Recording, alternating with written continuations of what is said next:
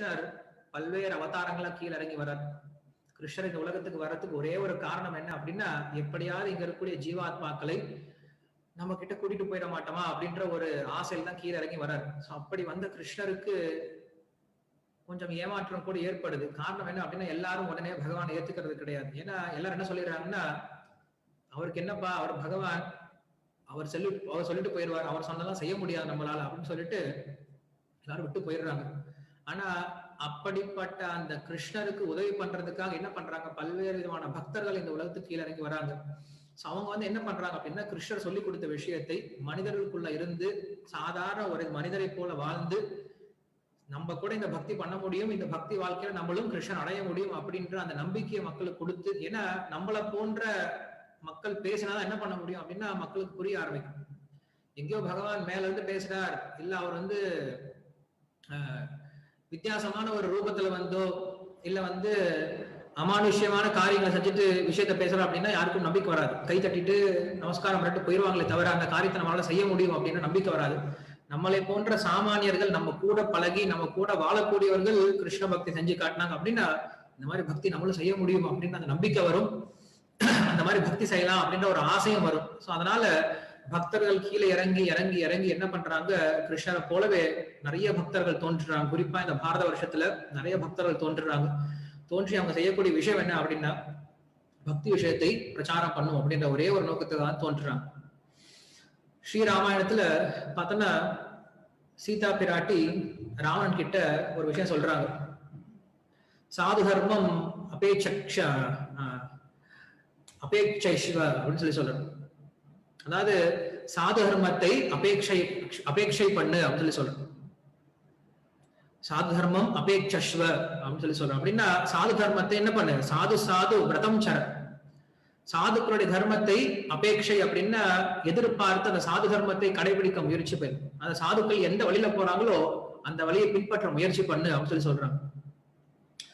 ராவணன் எப்படி இருந்தா சொல்லும் போது, ராவணனுக்கு தெரியாத வேத சாஸ்திரம் கிடையாது. அவனுக்கு நித்திய அக்னிஹோத்திரியா இருந்தான். அவன் அக்னிஹோத்திரம் அந்த யஜ்யம் பண்ணா அப்படின்னா அக்னி பகவானே மயங்கி போயிடுவாராம். அப்படி என்ன பண்ணுவான் அப்படின்னா யஜ்யம் பண்ணுவானாம். சோ அப்படி அவனுடைய மந்திர உச்சாரணமா இருந்தாலும் சரி, அவனுடைய விதானமா இருந்தாலும் சரி, எப்படிப்பட்ட விஷயத்தை எப்படிப்பட்ட யஜ்யத்தையும் அவ்வளவு நேர்த்தியாக செய்ய ஆரம்பிப்பான். சோ அப்படிப்பட்ட ராவணன் அதே போல வேத அத்தியனம் பண்ணியிருக்கான், முழு வேதத்தையும் படிச்சிருக்கான். அதே போல என்ன பண்ணான் அப்படின்னா பெரிய ராட்சச சமூகத்தை வச்சு பாதுகாத்துட்டு இருக்கான். எல்லா ராட்சசர்களையும் அவ்வளவு நல்லா பாத்துக்கிட்டான், அவங்களுடைய பிரஜைகள் நல்லா பாத்துக்கிறான். அதே போல ராஜதர்மம் அப்படின்னு பார்த்தோம்னா அவன் என்ன பண்றான், தேவர்களோட சண்டை போட்டு தேவர்களையே தோற்கடித்து தேவர்களுடைய ராஜ்யத்தை எடுத்துக்கிட்டு ஆட்சி பண்ணிட்டு இருக்கான். சோ அதனால இது நம்ம தப்புன்னு சொல்லிட முடியாது. ஏன்னா அது ராஜதர்மம். ராஜாக்கள் என்ன பண்றாங்க, யார் ஒருத்தருக்கு பலம் இருக்கும் அவங்க என்ன பண்றாங்க, பலம் இல்லாதவர்களை கைப்பற்றி ஆட்சி பண்றாங்க. அப்படிங்கிற ராஜதர்மமா இருக்கிறதுனால அந்த ராஜதர்மத்தை என்ன பண்றான், சரியா பண்ணிட்டு இருக்கான். சரி, பக்தி இல்லையா அப்படின்னா பக்தி இருக்கு. எங்க இருக்கு, சிவபக்தி அப்படிங்கிறது இருக்கு. அவங்க கிட்ட எல்லாமே இருக்கு. அவன் நினைச்சிட்டு இருந்தான் நம்ம தர்மம் பண்றோம், தர்மம் காப்பாத்து நினைச்சிட்டு இருந்தானோ தெரியல. தர்மோ ரக்ஷதி ரக்ஷதா அப்படின்னு சொல்ற மாதிரி தர்மம் என்ன காப்பாத்தும் அப்படின்னு நினைச்சிட்டு இருந்தானு தெரியல. அவன் நினைச்சிட்டு இருக்கான், நான் எப்படிப்பட்ட தப்பு பண்ணாலும் என்ன தர்மம் காப்பாத்து நினைச்சு தர்மம் பண்ணிட்டு இருக்கான். பட் இந்த தர்மம் எல்லாம் உயர் தர்மம் இல்லப்பா. அங்க சீதா சொல்றது சாது தர்மத்தை நீ எடுத்துக்கோ அப்படின்னு சொல்ற. மற்ற தர்மங்கள் எல்லாமே தற்காலிகமானது. மற்ற தர்மங்கள் எதுவுமே நமக்கு உயர்ந்த பலனை கொடுக்காது. உயர்ந்த பலன் அப்படின்னா இறுதியில கிடைக்கக்கூடிய இந்த மோட்ச பலன் அப்படின்னு சொல்லக்கூடிய அந்த விஷயத்தை கொடுக்க போறது கிடையாது, பகவானை பெற்று கொடுக்க போறது கிடையாது. சாது தர்மம் அபேட்சஸ்வ, சாது விரதம் சர, அதனால சாதுக்களை போல வாழ தெரிஞ்சுக்கோ அப்படின்னு சொல்றேன். சோ அப்படி இந்த கலியுகத்துல ஒருத்தர் என்னதான் முதல்ல தர்மத்தை செய்யறதே ரொம்ப கஷ்டமா இருக்கு. ஒரு நல்ல மனிதனாக வாழ்றது ரொம்ப கஷ்டமா இருக்கு. சோ அப்படிப்பட்ட சூழ்நிலையில நம்ம இன்னும் சாதாரண தர்மத்தை சொல்லி கொடுத்து அந்த சாதாரண தர்மத்தை அவன் கரெக்டா கடைபிடிச்சுட்டு அதுக்கப்புறம் அவன் கொஞ்சம் கொஞ்சமா அதுல முன்னேறி அவன் பாகவத தர்மம் வர்றது அப்படிங்கிறது அசாத்தியமான விஷயமா இருக்கு. சோ அப்படி இருக்கும்போது இந்த கலியுகத்துல நேரடியா என்ன பண்றாங்க அப்படின்னா பக்தி விஷயங்களை நேரடியா சொல்லி கொடுக்க ஆரம்பிச்சிடறாங்க. நம்ம சுகதேவ கோஸ்வாமியினுடைய ஒரு அற்புதமான பிரார்த்தனையை பார்த்தோம். அதுல அவர் என்ன சொல்றாரு அப்படின்னா, இந்த வர்ணாசிரம தர்மத்துக்கு உட்பட்டவர்களுக்கு சாஸ்திரமானது செல்லுபடியா இருக்கும். சாஸ்திர விதிமுறைகள் யாருக்கு செல்லுபடியா அப்படின்னா வர்ணாசிரம தர்மத்துல யார் இருக்காங்களோ அவங்களுக்கு சாஸ்திர விதிகள் கூறப்பட்டிருக்கு. வர்ணாசிரம தர்மத்துக்கு அப்பாற்பட்டு இருக்காங்க இல்லையா, ஹீனாந்திர புலிந்த புல்கஷா அப்படின்னு சொல்ற மாதிரி வர்ணாசிரமத்திற்கும் மீறி இருக்கக்கூடிய பாஷண்டிகளா இருந்தாலும் சரி, இல்ல மிலேச்சர்களா இருந்தாலும் சரி, யவனர்களா இருந்தாலும் சரி, ஆந்திரா புலிந்த புல்கஷா அப்படின்னு சொல்லக்கூடிய வர்ணாசிரமத்துக்கு அப்பாற்பட்டு இருக்கக்கூடிய ரொம்ப தாழ்ந்த மனிதர்கள் அவங்க எப்படி உஜ்ஜீவனம் அடைகிறது, அவங்க எப்படி உத்தாரணம் அடைகிறது அப்படின்ற கேள்வி கேட்கும் பொழுது இது அபாசிரய ஆசிரயாக அப்படின்னு சொல்றோம். யார் ஒருத்தன் பகவானை ஆசிரியம் அடைந்திருக்கானோ அப்படிப்பட்ட பக்தர்களுடைய ஆசிரியத்தினால மட்டும்தான் இப்படிப்பட்ட கீழ்த்தரமான மக்களும் ரொம்ப உயர்ந்த கதியை அடைய முடியும் அப்படின்னு சொல்றாரு. ஏன்னா அவங்களுக்கு சக்தி கிடையாது. அவங்களாக முன் பக்தி விஷயத்தை கடைபிடித்து இல்ல சாஸ்திர விஷயங்களை படிச்சு புரிஞ்சுக்கிட்டு மேல வரணும் அப்படின்ற அந்த சக்தி அவங்களுக்கு கிடையாது. அந்த ஒரு மன உறுதியும் கிடையாது. அப்ப என்ன பண்ணும், அவங்களுக்கு பக்தர்களுடைய கருணை அப்படிங்கிற ஒரே ஒரு விஷயம் மட்டும்தான் அவங்களை காப்பாற்றுறதுக்கு ஒரு வழியா இருக்கு. அதனால இந்த கலியுகத்துல நிறைய பக்தர்கள் தோன்றுறாங்க. நான் பார்த்தோம் நேத்து, ஒரு கிரியை பண்ணும் அப்படின்னா, அதாவது ஒரு யஜ்ய விஷயத்தை பண்ணாலும் சரி, இல்ல எந்த ஒரு வேத காரியங்களை பண்ணணும்னாலும், இல்ல ஒரு சாதாரண தர்ம காரியத்தை பண்ணும் அப்படின்னா நம்மளுக்கு 7 விஷயம் முக்கியமான விஷயம் தேவை அப்படின்னு சொல்லுவோம். கால, தேச, பாத்திர, திரவிய, அப்புறம் ரித்விக்கு, சோ இப்படி தக்ஷண, அப்புறம் விதானம் அப்படின்னு சொல்லக்கூடிய 7 முக்கியமான விஷயங்கள் இருக்குன்னு சொல்றோம். சோ இந்த 7 முக்கியமான விஷயங்கள் எப்ப சரியா இருக்கோ அப்பதான் நம்ம செய்யக்கூடிய அந்த பூஜையோ, அந்த யஜ்யமோ, அந்த ஒரு கர்மமோ, அந்த தானமோ தவமோ என்ன ஆகும்னா சித்திக்கும். இன்னைக்கு நம்ம பண்ணக்கூடிய பூஜையினால உண்மையில அந்த பலனை நம்ம அடைய முடியும் அப்படின்னு யோசிச்சு பார்த்தோம் அப்படின்னா அங்க இந்த எல்லா குற்றம் வருது. திரவிய குற்றம் வருது, தேச குற்றம் வருது, கால குற்றம் வருது, பக்தி விதானம் அப்படின்ற குற்றம் வருது, தட்சிணா அப்படின்ற குற்றம் வருது. திரவியம் அப்படின்னா தூய்மையான பொருட்கள் இருக்கணும். இன்னைக்கு நம்மளுக்கு பகவானுக்கு சமர்ப்பணம் பண்றதுக்கு தூய்மையான பொருட்களே கிடைக்கிறது கிடையாது. தூய்மையான பொருட்களை விடுங்க, தூய்மையான தண்ணி கூட கிடைக்கிறது கிடையாது. நம்ம நினைச்சிட்டு இருக்கோம் தண்ணி அப்படின்ட்டு. பட் பகவான் பார்க்கும்போது அந்த தண்ணி எப்படிப்பட்ட தண்ணின்னு அவருக்கு தெரியும். அந்த தண்ணி எந்த பைப்புல இருக்கு, அந்த பைப்புல எவ்வளவு ஆல்கே ஃபங்கஸ் எல்லாம் இருக்கு, அந்த பைப்புல எதெல்லாம் உள்ள போயிருக்கு, இன்னும் கார்பரேஷன் வாட்டர்னா சொல்லவே தேவையில்லை, அதுல இனி எதெல்லாம் கலந்துருக்கு ஒன்னும் சொல்லவே முடியாது. சோ தண்ணில இருந்து ஆரம்பிச்சோம் அப்படின்னா எதையுமே நம்ம என்ன பண்ண முடியாது, தூய்மையா பகவானை சமர்ப்பணம் பண்ண முடியாது. சோ அப்படிப்பட்ட சூழ்நிலையில் இருக்கும்போது நம்ம சொல்லக்கூடிய மந்திரமோ, யஜ்யத்தில் நம்ம சொல்லக்கூடிய மந்திரமோ, இல்ல பகவானுக்கு நம்ம சொல்லக்கூடிய மந்திரங்களோ, இல்ல கிரியைகளோ, பகவானுக்கு நம்ம செய்யக்கூடிய பூஜா விதானங்களோ, இல்ல பக்தி தான் ஒழுங்கா இருக்கா, நான் பக்தியோட தான் சமர்ப்பணம் பண்றோம் அப்படின்னா பக்தியும் கிடையாது, ஸ்ரத்தையும் கிடையாது. சோ அப்ப நம்ம சமர்ப்பணம் பண்றதா இருந்தாலும் சரி, எந்த ஒரு காரியம் பண்றதா இருந்தாலும் என்ன முக்கியம் அப்படின்னா அங்க சொல்றாங்க, மந்திரஹீனம் கிரியாஹீனம் பக்திஹீனம் ஜனார்தனா எத் பூஜிதம் மயா தேவா பரிபூர்ணம் தத் அஸ்துமே அப்படின்னு சொல்றோம். இங்க நம்ம சொல்லக்கூடிய மந்திரஹீனம், மந்திரத்துல நிறைய குற்றங்கள் இருக்கலாம். கிரியாஹீனம், நம்ம செய்யக்கூடிய கிரியைகள், அதாவது பக்தி அந்த சேவைகள்ல நிறைய குற்றங்கள் இருக்கலாம். பக்திஹீனம், பக்தி கூட இல்லாம போயிடலாம். ஜனார்தனா எத் பூஜிதம் மயா தேவா பரிபூர்ணம் தத் அஸ்துமே. ஆனா யார் ஒருத்தன் பகவானுடைய நாமத்தை சொல்லிட்டு இந்த காரியத்தை பண்ண ஆரம்பிக்கிறானோ அப்ப என்ன ஆயிடுது, பரிபூர்ணமாகுது. நம்ம செய்யக்கூடிய எல்லா விதமான காரியங்களும் பரிபூர்ணமாகுது. பிராயசித்தானி அசேஷானி தபஹ கர்ம அகானி ஆத்மகாணிவை, அதாவது பிராயஷ்சித்தானி அசேஷானி, பிராயஷ்சித்தங்கள் நிறைய பிராயஷ்சித்தங்கள் சொல்லப்பட்டிருக்கு. யானி தேஷாம் அசேஷானாம் கிருஷ்ணோ ஸ்மரணம் பரம். அப்படி பிராயஷ்சித்தங்கள்ல மிக உயர்ந்த பிராயஷ்சித்தம் என்ன அப்படின்னா கிருஷ்ணனுடைய நாமத்தை ஸ்மரிக்கிறது தான் அப்படின்னு சொல்றோம். ஓம் அப்பவித்ர பவித்ரோவா சர்வாவியஸ்தாம் கதோபிவா யத் ஸ்மரே புண்டரீகாக்ஷம் ச பக்ய அப்யத்தரம் சுஜிஹி. இது பூஜையில உபயோகப்படுத்தக்கூடிய பிரயோகப்படுத்தக்கூடிய ஒரு மந்திரம். ஓம் அப்பவித்ர பவித்ரோவா, ஒருத்தன் அபவித்திரமா இருந்தாலும், என்னது, ஒருத்தன் தூய்மையற்றவனா இருந்தாலும் கூட தூய்மைப்படுறான். சர்வபியஸ்தாம் கதோபிவா, அவன் எப்படிப்பட்ட அவஸ்தையில் இருந்தாலும், எப்படிப்பட்ட சூழ்நிலை இருந்தாலும், எஸ் மரேக்கு, யார் ஒருத்தன் நினைக்க ஆரம்பிக்கிறான், யார, புண்டரீகாட்சம், புண்டரீகாட்சம் சொல்லக்கூடிய இந்த பகவானை, சக பஹ்ய வெளிப்படையாகவும், அபியந்தரம் உள்ளையும், சுச்சிஹி தூய்மை அடைகிறான் அப்படின்னு சொல்றான். சோ பகவானுக்கு நம்ம எந்த ஒரு செயலை செய்யறதா இருந்தாலும் தூய்மை இல்லை அப்படின்னா அந்த செயலானது முழுமையான பலனை கொடுக்க போறது கிடையாது. அதனால எந்த ஒரு காரியத்தை பண்ணாலும், அது யஜ்யமா இருந்தாலும் சரி, பூஜையா இருந்தாலும் சரி, தர்ம காரியங்களா இருந்தாலும் சரி, நம்ம செய்யக்கூடிய எந்த ஒரு காரியமா இருந்தாலும் என்ன ஒரு லோபமா இருந்தாலும் அந்த லோபத்துக்கு ஒரே ஒரு பலன் என்ன அப்படின்னா, ஒரே ஒரு பிராயஷ்சித்தம் என்ன, நம்ம செய்யக்கூடிய எல்லா விதமான விஷயத்துக்கும் உண்மையான பலன் கிடைக்கணும் அப்படின்னா அதுக்கு என்ன பண்ணுவான், நாம சங்கீர்த்தனத்தை எடுக்கிறது ரொம்ப முக்கியம் சொல்லி சொல்றேன். நாம சங்கீர்த்தனுடைய சரணாகதி தான் எல்லா சாஸ்திரமும் கடைசியில் சொல்லி கொடுக்குது. வேதங்களை என்ன பண்ணுது அப்படின்னா இந்த யஜ்ய விதானத்தெல்லாம் சொல்லி கொடுத்துட்டு கடைசியில சர்வம் கிருஷ்ணார்ப்பணம் அப்படின்னு சொல்லி கொடுக்குது. நம்மளுடைய காயேன வாச்சா மனசேந்திரியவா அப்படின்னு சொல்லி கொடுக்குது. நம்மளுடைய காய மனசு இந்திரிய எல்லாத்தையும் என்ன பண்ணும், கிருஷ்ணனுடைய சேவைக்காக கிருஷ்ணார்ப்பணமாக என்ன பண்ணும் செய்யணும் சொல்லி சொல்றோம். அப்படி செஞ்சோம் அப்படின்னா நம்ம செய்யக்கூடிய எல்லா விதமான காரியத்தாலும் நம்மளுக்கு முழு பலன் கிடைக்கும். அப்படி இல்லைன்னா அதனால பலன் கிடைக்க போறது கிடையாது. அதனாலதான் அந்த பகவானுடைய கருணையை பெறுவதற்கு கர்ம காண்டத்தை பண்ணக்கூடிய அவங்களுக்கும் இல்ல ஞான காண்டத்தை உபாசிக்கக்கூடிய ஞானிகளுக்குமே கூட அந்த பகவானுடைய நாமஸ்மரணம் அப்படிங்கிறது ஒன்று என்ன பண்ணும், அபரோக்ஷ தியானம். அபரோக்ஷ தியானம் அப்படின்னா பகவானை நேரடியாக பெற்றுக் கொடுக்கக்கூடிய அந்த ஒரு சக்தியை நாம சங்கீர்த்தனம் தான் கொடுக்குது. பகவானை நேரடியாக எப்படி பார்க்கறது, பிரத்யட்சமா எப்படி பார்க்க முடியும் அப்படின்னு சொல்லும் போது அங்க சொல்றது அவங்க என்ன சொல்றாங்க அப்படின்னா, பகவத் நாம சங்கீர்த்தனத்தால்தான் என்ன பண்ண முடியும், பகவானை நேரடியாக பார்க்க முடியும் அப்படின்னு சொல்றோம்.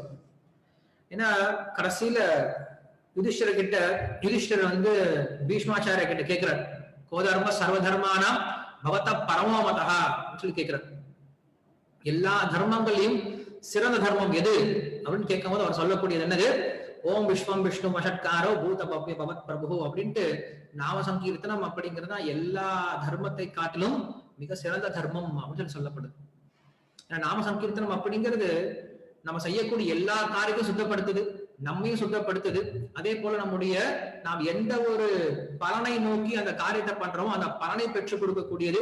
கடைசியில் அந்த பலனை மட்டும் கொடுக்கல, கிருஷ்ணரையே நம்மளுக்கு கொடுக்கக்கூடியது. சோ இப்படி எல்லா விதத்திலையும் அந்த நாம சங்கீர்த்தனம் நம்மளுக்கு என்ன பண்ணுது, மிக சிறந்த ஒரு யுக்தியாக ஒரு கருவியாக செயல்படுது. ஏன் மற்ற தர்மங்களுக்கும் நாம சங்கீர்த்தம் என்ன வித்தியாசம் அப்படின்னா, மற்ற தர்மத்துல நிறைய ஹிம்சைகள் இருக்கு. கர்ம யோகத்தை பண்ணாலும் சரி, ஞான யோகத்தை பண்ணாலும் சரி, நம்மளுக்கு நிறைய தகுதிகள் அப்படிங்கிறது தேவைப்படுது. ஆனா நியம சாமியன நிரபேட்சத்துவம், இந்த நாம சங்கீர்த்தனம் அப்படிங்கிறது நியமிய சாமானிய நிரபேட்சத்துவம். இதுக்கு எந்த நியமம் கிடையாது, எந்த மாதிரி நியமம் கிடையாது, சாமானிய நியமம் கூட கிடையாதுன்னு சொல்றேன். இந்த நாம சங்கீர்த்தனத்துக்கு சாமானிய நியமம், கை கால் அலம்பிக்கிட்டு மூஞ்சு கழுவிட்டு வாய் கொப்பள வச்சுக்கிட்டு உட்காந்து நாம சொல்லணும் அப்படி கூட கிடையாது. எப்படிப்பட்ட சூழ்நிலையில் நம்ம எங்க இருந்தாலும் என்ன பண்ண முடியும், இந்த நாமத்தை சொல்ல முடியும். ஒருத்தன் சுடுகாட்டுல இருந்தாலும் சரி, ஒருத்தன் குளிக்கக்கூடிய இடத்துல இருந்தாலும் சரி, எப்படிப்பட்ட சூழ்நிலை என்ன பண்ண முடியும், இந்த நாமத்தை சொல்ல முடியும். மற்ற எந்த காரியங்களும் இப்படி பண்ண முடியாது, மற்ற எந்த வேற விஷயங்களையும் இப்படி பண்ண முடியாது. அதுக்குன்னு ஒரு நியமம் இருக்கு. நியம சாமானிய நியமத்தை கூட நிரபேட்சத்துவம், அபேட்சை அப்படின்னா எதிர்பார்க்க தேவையில்லை, வேற எது எதிர்பார்க்க தேவையில்லை. இதுக்கு திரவியம் தேவையில்லை, மந்திரம் தேவையில்லை, இதுக்கு ஒருத்தர் நடத்தி கொடுக்கணும் அப்படின்ற அவசியம் கிடையாது, காலம் தேவை கிடையாது, தேசம் தேவை கிடையாது, இதுக்கு எந்த நியமமும் கிடையாது. என்ன பண்ணலாம், வாயை திறந்து ஹரே கிருஷ்ணா அப்படின்னு சொன்னா போதும், வேற எதுவும் தேவை கிடையாது. இதுக்கு நம்ம வேற யாரும் எதிர்பார்த்து இருக்கணும் அப்படின்ற அவசியம் கிடையாது. மற்ற விஷயத்தெல்லாம் எதிர்பார்த்துட்டு இருக்கணும். ஆனா இதுக்கு எந்த எதிர்பார்ப்பும் கிடையாது, எந்த நியமமும் கிடையாது, எந்த விதமான தடங்களும் கிடையாது. யார் வேணா சொல்ல முடியும். சோ அதான் சைத்தன்ய மகாபிரபு சொல்லி கொடுக்கிறார், நாம் நாமகாரி பகுதா நிஜ சர்வசக்தி தத்ரார்பிதா நியமித ஸ்மரணேன காலக. இந்த நாம சங்கீர்த்தனத்துல என்ன பண்ணிருக்கேன், எல்லா விதமான சக்திகள், என்னுடைய எல்லா சக்திகளையும் என்ன பண்ணிருக்கேன், நாம் நாமகாரி பகுதா நிஜ சர்வசக்தி, என்னுடைய நிஜ சர்வசக்தியும் அந்த நாமத்துல போட்டிருக்கேன். அந்த நாமத்தை யார் ஒருத்தன் சொல்ல ஆரம்பிக்கிறானோ, எந்த நியமமும் இல்லாம கூட அந்த நாமத்தை சொல்ல ஆரம்பிச்சான் அப்படின்னா அவனுக்கு அந்த பலன் கிடைக்கும் அப்படின்னு சொல்லி கொடுக்குறேன். அதனால மற்ற எல்லா தர்மமும் அழிஞ்சு போனாலும், கண்டிப்பா இந்த கலியுகத்துல மற்ற எல்லா தர்மமும் அழிஞ்சு போயிடுச்சு. இனி கர்மயோகத்தை கடைபிடிக்கணும் அப்படின்னாலும், ஞான யோகத்தை கடைபிடிக்கணும் அப்படின்னாலும், இல்ல தியான யோகத்தை கடைபிடிக்கணும் அப்படின்னாலும் நமக்கு சக்தி கிடையாது. நம்ம பண்ணணும்னு நினைச்சா கூட பண்ண முடியாது. ஏன்னா இன்னைக்கு அந்த அளவுக்கு நம்ம இந்த மந்திர தந்திர திரவிய லோகங்கள்லாம் இருக்கு, குற்றங்கள்லாம் இருக்கு. அதே போல பலனும் கிடைக்க போறது கிடையாது. நம்ம செஞ்சாலும் கூட பலன் கிடைக்க போறது கிடையாது. என்ன பண்ணுவாங்கன்னா, வீட்டு கிரக பிரவேசம் நடக்கும் போதோ இல்ல மற்ற காரியங்கள் பண்ணும்போது பெரிய யஜ்யம் எல்லாம் பண்ணுவாங்க. பெரிய பெரிய யஜ்யம் எல்லாம் நிறைய புகையெல்லாம் போட்டு விடுவாங்க. என்ன பிரயோஜனம், நிறைய புகை வந்ததுதான் பிரயோஜனம். ஆனா அவங்க என்ன பண்ண மாட்டாங்க, ஒரு 10 வைஷ்ணவர்களை கூப்பிட்டு ஹரிநாமத்தை சொல்லுங்க அப்படின்னு சொல்ல மாட்டாங்க.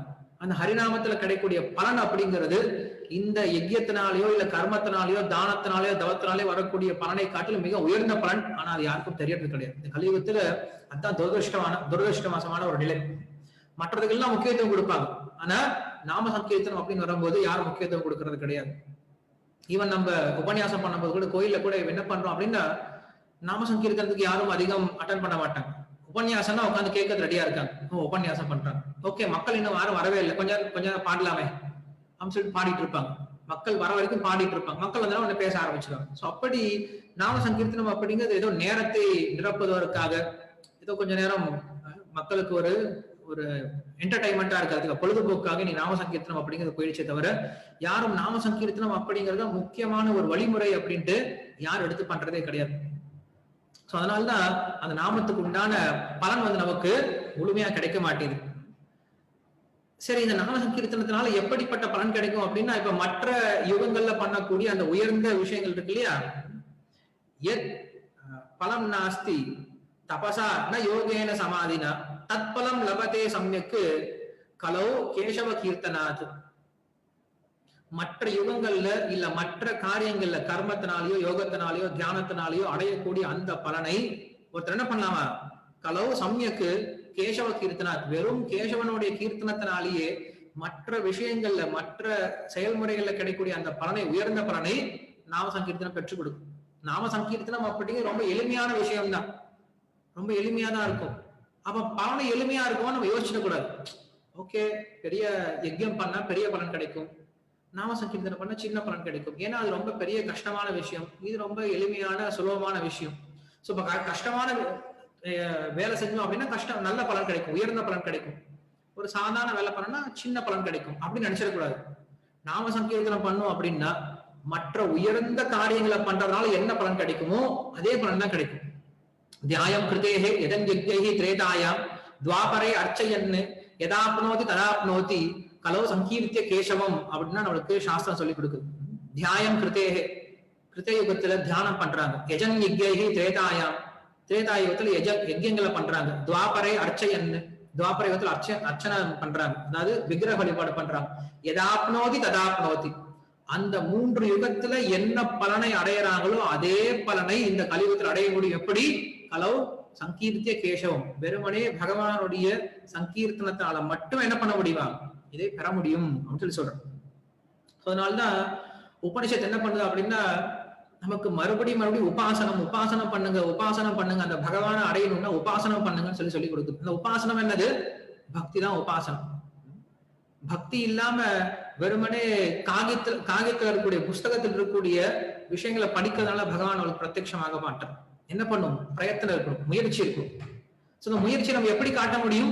நாம சங்கீர்த்தனத்தினால மட்டும்தான் முயற்சியை காட்ட முடியும். மற்ற கர்மத்தினால பகவான் ஈர்ப்படைகிறது கிடையாது. பக்தியா மாம் அபிஜானாதி யாவான் யஸ்சாஸ்மி தத்வதா ததோமா தத்வதோ கியாத்வா விஷதே தத் அனந்தரம் அப்படின்னு சொல்லி சொல்றோம். பக்தியா மாம் அபிஜானாதி, பக்தியினால மட்டும் தான் அறியப்படக்கூடியவன் அப்படின்னு சொல்லி சொல்றோம். பக்தியா துவனன்யா சக்தியா அஹம் ஏவோ விதோர்ஜுன ஞாத்தும் திரஷ்டம் ச தத்வேன பிரவேஷ்டும் ச பரந்தப அப்படின்ட்டு கிருஷ்ணர் மறுபடியும் பகவத்கீதை சொல்றாங்க. பக்தியா துவனன்யா சக்தியா, பக்தி அப்படிங்கிற அனன்ய ஒரு விஷயத்தால மட்டும்தான் என்ன பண்ண முடியும், என்னை பெற முடியும். அஹம் ஏவம் விதோர்ஜுன, என்ன என்ன பண்றேன்? வெளிப்படுத்துறேன். எப்படி வெளிப்படுத்துறேன்? ஞாத்தும், என்ன புரிஞ்சுக்க முடியும், திரஷ்டும், என்ன பார்க்க முடியும், ச தத்வேன, உண்மையான புரிஞ்சுக்க முடியும் சொல்லி சொல்றேன். நேற்று நம்ம பார்த்துட்டு இருந்தோம் இல்லையா, என்ன சொல்றாங்க அந்த ரிஷிகள், அந்த நாபியனுடைய யஜ்யத்துல பண்ணக்கூடிய அந்த ரிஷிகள் என்ன சொல்றாங்க, பகவானை நேரடியா பார்த்தா கூட பகவானை புரிஞ்சுக்க முடியாது. ஏன்? ஏன்னா அவங்க என்ன பண்ணல, ஒரு பக்தரை ஆசிரியம் பண்ணல அப்படின்னு சொல்றாங்க. அந்த பக்த ஆசிரியம் பண்ணும்போது என்ன ஆகும், நமக்கு அந்த பக்தி அப்படிங்கிற கிடைக்க ஆரம்பிக்கும். ஒரு பக்தனை நம்ம அணுகலாம் அப்படின்னா நம்மளுக்கு பக்தி கிடைக்க போறது கிடையாது. நம்ம என்ன பண்ணலாம் அப்படின்னா, ஏதோ நம்ம குருட்டுத்தனமா இல்ல வரட்டு போக்குல, இன்னைக்கு நிறைய பேர் சொல்லிட்டு இருக்காங்க நாங்களும் ஹிந்துக்கள் அப்படின்னு சொல்லிட்டு ஏதோ வரட்டு கௌரவத்தினால அவங்க பக்தி பண்ற மாதிரி இருக்கும். இல்லைன்னா குருட்டுத்தனமாகவோ இல்லைன்னா எமோஷனலாகவோ வெறும் உணர்ச்சி பூர்வமா பக்தி பண்ணிட்டு இருக்கலாமே தவிர, உண்மையான பக்தி அப்படின்றது, அந்த தத்துவபூர்வமான பக்தி அப்படிங்கிறது எப்போ வரும்னா, பக்தனை அணுகி அவங்களோட இதயத்திலிருந்து நம்மளுக்கு அந்த பக்தி அப்படிங்கிறது கிடைக்கல அப்படின்னா உண்மையான பக்தி அப்படிங்கிற சித்திக்காது. அதனால இங்க சொல்றாரு, ஞாத்தும் திரஷ்டும் ச தத்வேன பிரவேஷ்டும் ச பரந்தப, அப்படிப்பட்ட பக்தனுடைய இதயத்தில் நான் பிரவேஷ்டும், நான் நுழையிறேன் அப்படின்னு சொல்லி சொல்றேன். அதனால பக்தி அப்படிங்கிற ஒரு விஷயம் தான் ரொம்ப முக்கியம். சோ அந்த பக்தி அப்படிங்கிற ஒரு விஷயத்துக்கு இந்த கலியுகத்துல ரொம்ப முக்கியமான ஒரு சாதனம் என்ன அப்படின்னா நாம சங்கீர்த்தனம் அப்படிங்கிறது. பக்தி எப்படி பண்றது? பக்தி பண்ணணும் நிறைய பேர் சொல்றாங்க. பக்தி எப்படி பண்றது? ஸ்ரவணம், கீர்த்தனம், விஷ்ணோஹோ ஸ்மரணம், பாதசேவனம், அர்ச்சனம், வந்தனம், தாஸ்யம், சக்கியம், ஆத்ம நிவேதனம். பிரகலாதர் நமக்கு ரொம்ப எளிமையான வழியை சொல்லி கொடுத்திருக்காரு. என்ன வழி சொல்லி கொடுத்திருக்காரு? ஸ்ரவணம், கீர்த்தனம், விஷ்ணோஹோ ஸ்மரணம் சொல்லி கொடுக்காரு. சோ இதான் வந்து நவவித பக்தி அப்படின்னு சொல்லி சொல்றோம். பக்தி அப்படின்னா இதான். இந்த காரியங்கள்ல ஏதாவது நம்ம பண்ணோம் அப்படின்னா அதுக்கு பேர் தான் பக்தின்னு சொல்லி சொல்றோம். இதை தவிர நம்ம எதை செஞ்சாலும் அதுக்கு பேரு பக்தி கிடையாது. நம்ம ரொம்ப தெளிவா புரிஞ்சுக்கணும். நம்ம எல்லாரும் ஸ்ரீமத் பாகவதம் கேட்டுட்டு இருக்கோம். சோ நம்ம கிட்ட யாராவது கேட்டாங்க அப்படின்னா பக்தி அப்படின்னா எப்படி இருக்கணும்பா, பக்தின்னா என்ன அப்படின்னு யாராவது கேட்டாங்கன்னா ஸ்ரவணம், கீர்த்தனம், விஷ்ணு ஸ்மரணம், இது 3 தான் முக்கியமான பக்தி இந்த கலியுகத்தில். மற்றதெல்லாம் உயர்ந்த பக்தி. அந்த அந்த பக்திக்கு நம்ம இப்ப போய் அடைய முடியாது. நம்ம சாதாரண நிலையில பக்தியை ஆரம்பிக்காது எப்படி ஆரம்பிக்க முடியும் அப்படின்னு இந்த 3 விஷயங்கள். ஸ்ரவணம், கீர்த்தனம், விஷ்ணு ஸ்மரணம். ஸ்ரவணம் அப்படின்னா பகவத் விஷயத்தை கேட்கறது, ஸ்மரணம் அப்படின்னா அந்த விஷயத்தை கேட்ட விஷயத்த ஞாபகம் வச்சுக்க ஆரம்பிக்கிறது, கீர்த்தனம் பகவானுடைய குணங்களையும் பகவானுடைய நாமத்தையும் சொல்ல ஆரம்பிக்கிறது. ஸ்ரவணம், கீர்த்தனம், விஷ்ணோஹோ ஸ்மரணம். இந்த 3 விஷயங்கள் தான் பக்தி அப்படின்னு சொல்லி சொல்றாங்க. நம்ம நல்லா ஞாபகம் வச்சுக்கணும். இந்த 3ஐ தவிர மற்ற எதுவுமே பக்தி கிடையாது. மற்ற விஷயங்கள் நம்மளுக்கு பகவானை பெற்றுக் கொடுக்க போறது கிடையாது அப்படின்னு சொல்லி சொல்றோம். இந்த விஷயத்தை யார் ஒத்துக்கிட்டாங்க? எல்லா ஆச்சாரியர்களும் ஒத்துக்கிட்டாங்க. சங்கரர் முதல் கொண்டு எல்லா ஆச்சாரியர்களும் ஒத்துக்கிட்ட ஒரே ஒரு விஷயம் என்ன அப்படின்னா, எல்லா ஆச்சாரியர்கள் மட்டும் கிடையாது, எல்லா சாஸ்திரங்களும் என்ன பண்ணுது? ஒத்துக்குது. எல்லா வேதங்களும் ஒத்துக்குது, எல்லா புராணங்களும் ஒத்துக்குது, எல்லா இதிகாசங்களும் பாக்குறோம். என்ன பாக்குறோம் அப்படின்னா பக்தி அப்படிங்கிற ஒரு விஷயம் தான் அவளுக்கு என்ன பண்ணுது அப்படின்னா உடனே பகவானை பெற்றுக் கொடுக்குது. இப்ப உபன்யாசம் பண்ண ஆரம்பிச்சோம் அப்படின்னா எத்தனை பேருக்கு உபன்யாசம் பண்ண முடியும்? 100 பேர், 500 பேர், 1000 பேர். ரோட்ல போறோம், ரோட்ல நடந்து போயிட்டு இருக்கும்போது இப்ப வந்து அழகருடைய திருவிழா வரப்போகுது, சித்திர திருவிழா வரும் மதுரையில. சோ அந்த அழகர் திருவிழா வரும்போது பார்த்தோம்னா மதுரையில எங்க பார்த்தாலும் மக்களா இருப்பாங்க. லட்சக்கணக்கான மக்கள் எங்க பார்த்தாலும் சுத்திட்டு இருப்பாங்க. அப்படி சுத்திட்டு இருக்கக்கூடிய மக்கள் கிட்ட உட்கார நான் உங்களுக்கு உபன்யாசம் சொல்லி கொடுக்குறேன் அப்படின்னா யாரு கேட்க போறாங்க? யாரும் கேட்க போறது கிடையாது. இல்ல என்னால உபன்யாசம் சொல்ல முடியுமா? யாரால உபன்யாசம் சொல்ல முடியும்? யாரால உபன்யாசம் சொல்ல முடியாது. அவங்களுக்கு உட்கார வச்சு அவங்களுக்கு பூஜை சொல்லி கொடுக்குறேன், இல்ல யஜ்ஞம் சொல்லி கொடுக்குறேன், தியானம் சொல்லி கொடுக்குறேன், யாரும் பண்ண முடியாது. ஆனா என்ன பண்ண முடியும்? அவங்கள தெரியாமையே, அவங்களுக்கு புரியாமையே அவங்க என்ன பண்ணுவாங்க? எல்லாரும் அழகரை பார்த்தோன்னே கோவிந்தா கோவிந்தன் கத்த ஆரம்பிச்சிருவாங்க. தெரியாது எப்படிப்பட்ட மனுஷனா இருந்தாலும் அங்க இருக்கிற வந்து நல்ல மனிதனோ கெட்ட மனிதனோ, நல்ல பழக்கம் உள்ளவனோ கெட்ட பழக்கம் உள்ளவனோ, அவனுக்கு வந்து பகவான் மேல நம்பிக்கை இருக்கோ இல்லையோ, எப்படிப்பட்ட நபரா இருந்தாலும் என்ன பண்ணுவாங்க? லட்சக்கணக்கான பேர் என்ன பண்ணுவாங்க? பகவானுடைய நாமத்தை சொல்ல ஆரம்பிச்சிருவாங்க. சோ இதனாலதான் பக்தி நாம சங்கீர்த்தனத்துக்கு அவ்வளவு சக்தி இருக்கு. உபன்யாசம் பண்றதுனாலயோ இல்ல கர்மத்தினாலயோ இல்ல பூஜைனாலேயோ எத்தனை பேர் நம்மளால மாத்திர முடியும்? நாம சங்கீர்த்தனம் என்ன பண்ணுது? அவங்களை கொஞ்சம் கொஞ்சமா தூய்மைப்படுத்தி கிருஷ்ண பக்தி கொண்டு வருது.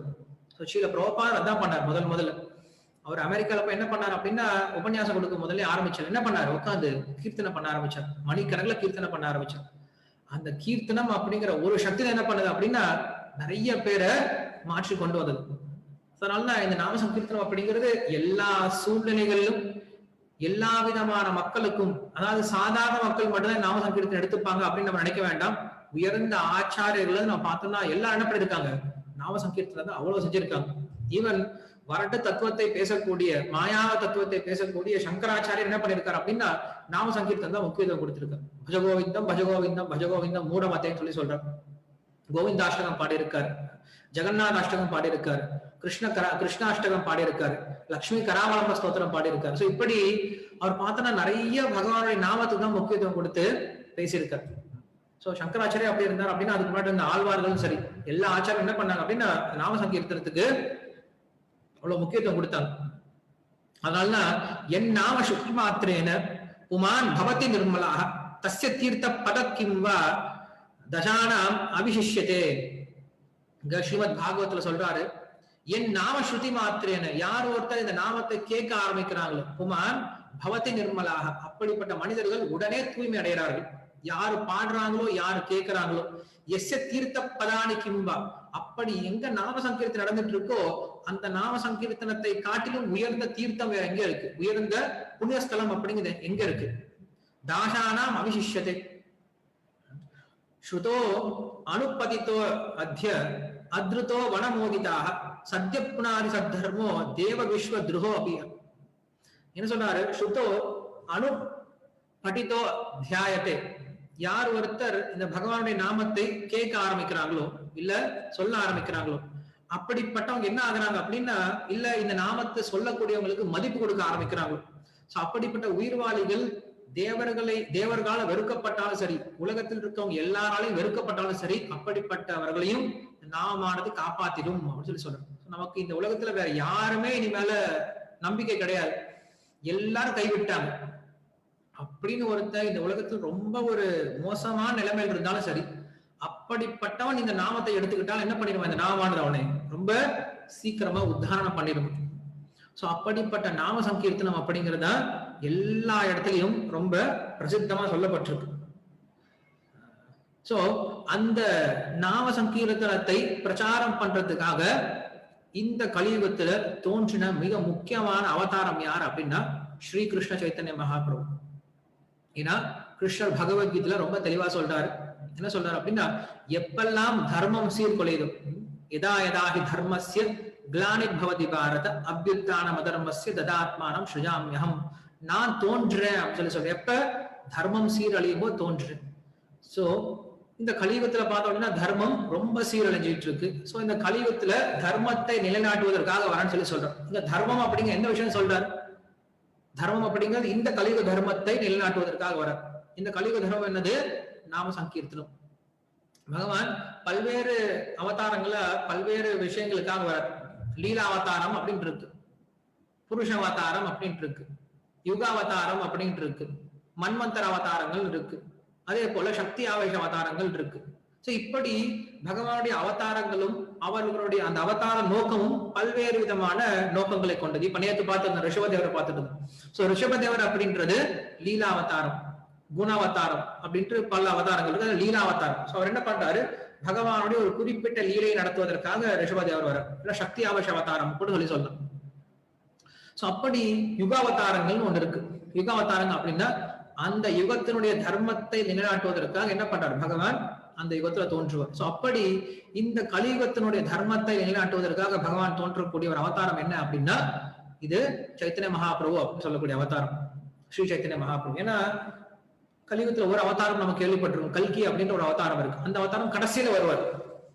சோ கடைசியில அந்த அவதாரம் வந்தா என்ன பண்ணுவார்? அந்த தர்மத்தை எப்படி நிலைநாட்டுறாரு? எல்லாத்தையும் அழிச்சு நிலைநாட்டுறாரு. சோ அதுக்கு பேரு அவதாரம் அப்படின்னு சொல்ல முடியாது. அதுக்கு பேர் யுகாவதாரம் அப்படின்ட்டு சொல்ல முடியாது. ஏன்னா அங்க என்ன பண்றாரு? எதுவுமே சொல்லி கொடுக்கறது கிடையாது, அங்க பேச்சே கிடையாது, எல்லாத்தையும் துவம்சம் பண்றாரு, எல்லாத்தையும் அழிச்சிடறாரு. சோ அப்படி இல்லாம இந்த கலியுகத்துல பகவான் தோன்றுறார். தோன்றி எல்லாருக்கும் இந்த நாம சங்கீர்த்தனம் அப்படிங்கிற இந்த உயர்ந்த கலியுக தர்மத்தை சொல்லி கொடுக்கிறார்.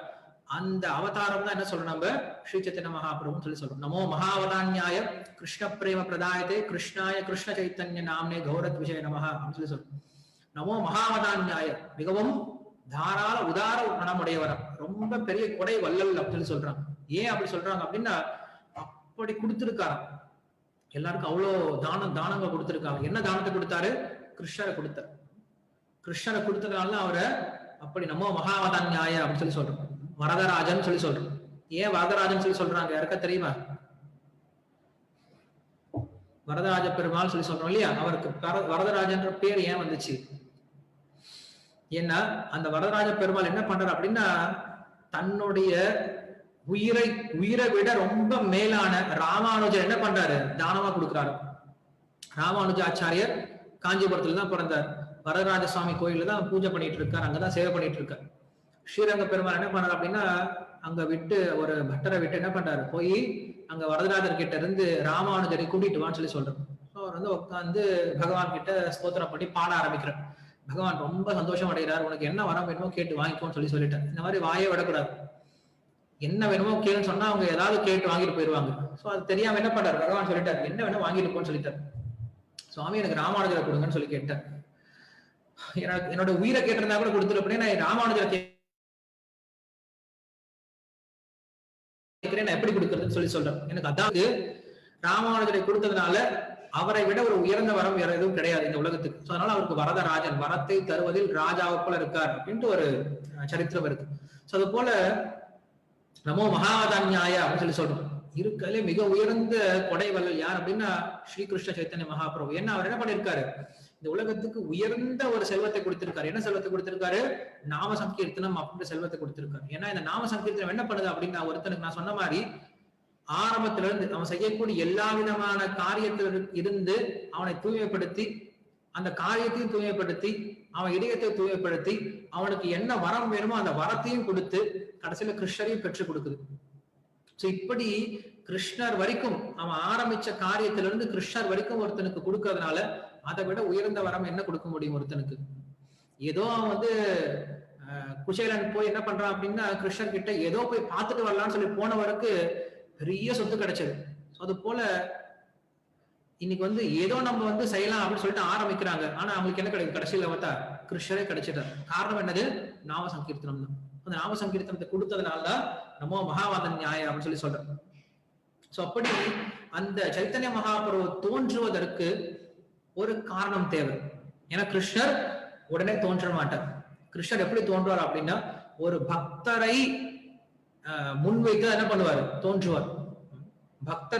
பக்தருக்காக தான் தோன்றுவார். சோ அப்படி இந்த கலியுகத்துல, ஏன்னா நம்ம பாகவதம் படிச்சுட்டு போது கேட்டோம், எல்லா தேவர்களும் போயிட்டு பகவான் கிட்ட கேட்கறாங்க, இந்த மாதிரி ஹிரண்யகசிபு ரொம்ப எங்களை துன்பப்படுத்துறாங்க, எங்களுக்கு அவதாரம் பண்ணி நீங்க ஹிரண்யகசிபு கிட்ட எல்லாம் காப்பாத்தி கொடுக்கணும் அப்படின்னு சொல்லி கேட்கும்போது பகவான் சொல்றார், கர்மத்தினால அவன் அழிஞ்சு போயிடுவான் போப்பா அப்படின்னு சொல்லி சொல்றார். இதை கேட்கறதுக்காக நாங்க வந்தோம். அவன் கர்மத்தினால அவன் அழிஞ்சு போயிடுவான்னு கேட்கறதுக்காக அவங்க கிட்ட வந்தோம். எங்களுக்கு இப்ப உதவி பண்ணுங்க அப்படின்னு சொல்லி கேட்கும் போது பகவான் சொல்ற, பிரகலாதன்ற ஒரு பக்தன் தோன்றுவான். அந்த பக்தன் தோன்றி எப்ப அந்த பக்தனை அவன் துன்பப்படுத்த ஆரம்பிக்கிறானோ நான் அப்ப தோன்றேன் அப்படின்னு சொல்லி சொல்றேன். அந்த பக்தனுக்காக நான் தோன்றேன் அப்படின்னு சொல்லி சொல்றேன். அப்ப தேவர்கள்லாம் கேட்கிறாங்க, அப்ப சுவாமி நாங்கெல்லாம் பக்தர்கள் கிடையாதா, எங்களுக்காக நீங்க தோன்ற மாட்டீங்களா அப்படின்னு கேட்கிறாங்க. பகவான் சொல்ல, டே நீங்களா பக்தர்களா? உங்களுக்கு ஒரு சின்ன பிரச்சனை தான் என்ன பண்றீங்க? உடனே ஓடி அவனை கொண்டுடுங்க, இவனை கொண்டுடுங்க, அவனை முடிச்சிடுங்கன்னு சொல்லி ஓடி வரீங்க. ஆனா அந்த பிரகலாதன் என்ன பண்றான்? அவங்க அப்பா அவனை போட்டு கழுத்தை நெரிச்சு அவனை தூக்கி நெருப்புல போட்டாலும் சரி, யானை கீழே போட்டாலும் சரி, அவனுக்கு விஷம் கொடுத்தாலும் சரி, பாம்பை வச்சு கடிக்க வச்சாலும் சரி, அவன் எப்படி இருந்தா? நாராயணன் என்னைக்கு நடிச்சிட்டு இருந்தான். ஒரு நிமிஷம் கூட மறக்கவே இல்லை. பகவான் கிட்ட என்னைக்குமே அவன் புலம்புனது கிடையாது, பகவானை திட்டினது கிடையாது. எல்லாத்துக்கும் மேல எங்க அப்பாவை கொண்டுடேன் அப்படின்னு சொல்லிட்டு ஒரு நாள் கூட கேட்டது கிடையாது. இதுதான் வைஷ்ணவனுடைய குணம், பக்தனுடைய குணம். சோ அப்படிப்பட்ட பக்தனுக்கு நான் தோன்றுவனா இல்ல உனக்கு நான் தோன்றுவனா அப்படின்னு சொல்லிட்டு அமுச்சு விட்டார். இதை கேட்டு நம்ம ரொம்ப சந்தோஷப்பட்டு போயிட்டாங்க. அப்படி ஒரு பக்தனுக்காக என்ன பண்றாரு? பகவான் தோன்றார்.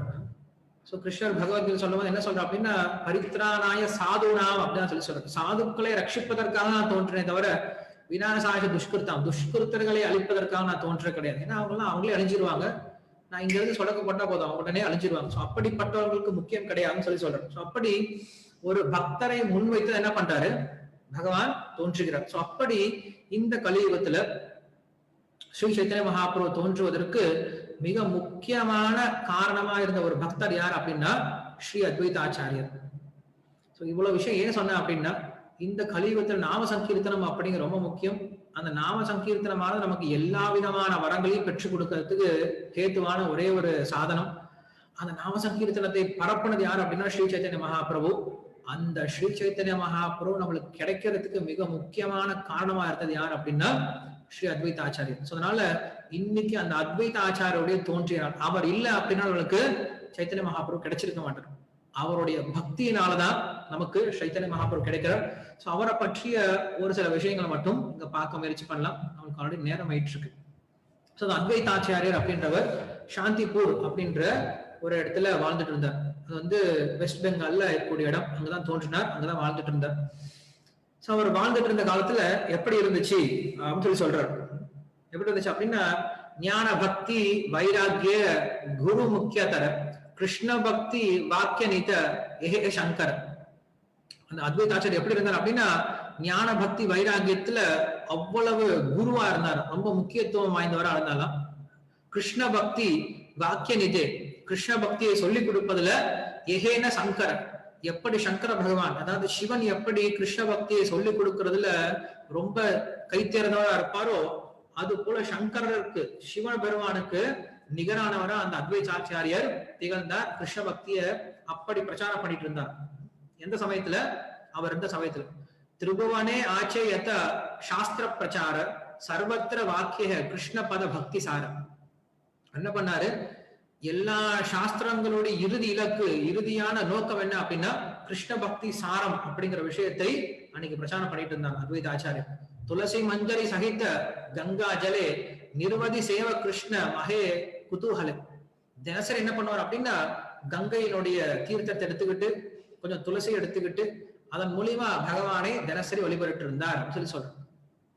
ஸ்ரீ அத்வைத ஆச்சாரியர் தோன்றுவதற்கு முன்னாடி இந்த பாரத வருஷம் அப்படின்னு சொல்லக்கூடிய இந்த இந்தியா எப்படி இருந்துச்சு அப்படின்னா அக்பர் அவருடைய காலம் அப்ப நடந்துட்டு இருந்தது, முகலாயர்களுடைய காலம் நடந்துட்டு இருந்தது. சோ அவங்க என்ன பண்ணாங்க அப்படின்னா நம்ம தர்மத்தை, நம்முடைய சனாதன தர்மத்தை முழுமையா அழிக்க முயற்சி பண்ணிட்டு இருந்தாங்க, அழிச்சுட்டு இருந்தாங்க. எங்க பார்த்தாலும் அவங்களுடைய தர்மத்தை பிரச்சாரம் பண்றதும், நம்முடைய கோயில்களை அழிக்கிறதும், நம்முடைய சாஸ்திரங்களை படிக்கிறவங்களுக்கு அதிகமான வரி கொடுக்கறதும், அதே போல யாராவது அந்த சாஸ்திரங்களை படிச்சாங்க அப்படின்னா அவங்களுக்கு நிறைய தண்டனை கொடுக்கறது, இப்படி நம்ம தர்மத்துக்கு அவ்வளவு விரோதமான காரியங்கள் நடந்துட்டு இருந்துச்சு. அதே சமயத்துல மக்களுக்கு யாருமே துணிஞ்சு வைஷ்ணவ விஷயத்தையோ இல்ல சாஸ்திர விஷயங்களோ பேசக்கூடிய அளவுல கிடையாது. எல்லாரும் பயந்துட்டு இருந்தாங்க, அந்த ஆட்சிக்கு பயந்துட்டு இருந்தாங்க. சோ அப்படிப்பட்ட சூழ்நிலையில தான் என்ன ஆகுறது, இந்த சம்பவமானது 500 வருஷத்துக்கு முன்னாடி, 520 வருஷத்துக்கு முன்னாடி சம்பவமானது நடந்துட்டு இருக்கு. சோ அப்படிப்பட்ட அந்த இடத்துலதான் அத்வைத ஆச்சாரியர் என்ன பண்றாரு அப்படின்னா அவர் இந்த உலகத்தை பார்க்க ஆரம்பிக்கிறார். அந்த விஷயம் எனக்கு சொல்லப்படுது. ஹுங்கார கரையே கிருஷ்ண அவசேர தேஜ ஏத்வனி பிரம்மாண்ட பேதி வைகுண்டேதி பாஜே. அந்த அத்வைத ஆச்சாரியர் என்ன பண்ணுவார் அப்படின்னா தினமும் சாலகிராம பூஜை பண்ணுவார். உங்களுக்கு தெரியும் சாலகிராமம் அப்படின்னா என்னன்னு. சாலகிராமம் அப்படிங்கிறது பகவானுடைய அவதாரம். பகவானுடைய எல்லா அவதாரங்களும் என்ன ஆகுன்னா கண்டகி அப்படின்ற நதியில அந்த கல் ரூபத்துல பகவான் தோன்றுவார். கருப்பு கலருடைய கல்லா இருக்கும், பல்வேறு விதமான கல்ல இருக்கும். அதனுடைய நிறங்களும் அதனுடைய ரூபங்களும் விசேஷத்தை பொறுத்து அந்த சாலகிராமம் எப்படிப்பட்ட சாலகிராமம் சொல்லிட்டு நம்ம பார்ப்போம். அது பெரிய கதை நம்மளுக்கு, சாலகிராம கல் எப்படி தோன்றுனது அப்படின்ட்டு. எனிவே அது கிருஷ்ணர் சாக்ஷாத் பகவான் தான். இப்ப நம்ம உலகத்துல ஒரு மூர்த்தியை பண்றோம் அப்படின்னா அந்த மூர்த்தியில உடனே பகவான் வந்துட மாட்டார். நம்ம எந்த அளவுக்கு ஸ்ரத்தையோட வணங்குறோமோ, எந்த அளவுக்கு ஸ்ரத்தையோட சேவை பண்றோமோ அந்த அளவுக்கு தான் அந்த மூர்த்தியில அங்க பிரகாசம் இருக்கும், அங்க சக்தி இருக்கும், சாநித்தியம் இருக்கும். நம்ம 20% வணங்கணும் அப்படின்னா பகவான் அந்த மூர்த்தியில 20% இருப்பார். நம்ம 50% வணங்கணும்னா அந்த மூர்த்தியில 50% இருப்பார், 100% இருப்பான்னு சொல்லிட முடியாது. நம்ம பக்திக்கு தகுந்தாற் போல அந்த மூர்த்திக்கு சக்தி அப்படிங்கிறது வர ஆரம்பிக்கும். அது எந்த விதமான மூர்த்தியா இருந்தாலும் சரி, ஸ்வயம்புவை தவிர. ஆனா சாலகிராமம் அப்படிங்கிறது எப்படிப்பட்டது அப்படின்னா ஸ்வயம்புவான ஒரு மூர்த்தி. அந்த சாலகிராமத்துல பகவானுடைய சக்தி முழுமையாக இருக்குமா, 100% அந்த சாலகிராமத்துல பகவானுடைய சாநித்தியம் அப்படிங்கிறது இருக்குது. பகவானுக்கும் அதுக்கும் வித்தியாசம் கிடையாது. அதனால சாலகிராம வழிபாடு அப்படிங்கிற ரொம்ப முக்கியம். நம்ம இந்தியால எல்லாரும் சாலகிராம வழிபாடு பண்ணிட்டு இருந்தாங்க அன்ற ஒரு காலத்துல. வீட்டுல எல்லார் வீட்லயும் சாலகிராமம் இருக்கும், எல்லாரும் சாலகிராம பூஜை பண்ணுவாங்க. சாலகிராம பூஜை ரொம்ப ரொம்ப எளிமையானது. நீங்க சொல்ற மாதிரிதான், கங்கை தண்ணி கொஞ்சம் இருந்தா போதும், தூய்மையான தண்ணி இருந்தா போதும், கொஞ்சம் துளசியை வச்சு தினமும் அபிஷேகம் பண்ணிட்டு சாலகிராமத்தை நம்ம சாப்பிடக்கூடிய உணவை முதல்ல நைவேத்தியம் பண்ணிட்டு சாப்பிட ஆரம்பிக்கலாம். அந்த சாலகிராமத்தினால வரக்கூடிய தண்ணி இருக்கு இல்லையா, தீர்த்தம், தண்ணியில தலையில தெளிச்சுக்கிறதுனாலையும் குடிக்கிறதுனாலையும் நமக்கு எல்லா விதமான பாப்பங்களும் ரோகங்களும் போக ஆரம்பிக்கும். அதே போல அவ்வளவு தூய்மைப்படுத்தும் சாலகிராமம். நம்ம வீட்டை அவ்வளவு தூய்மைப்படுத்தும்.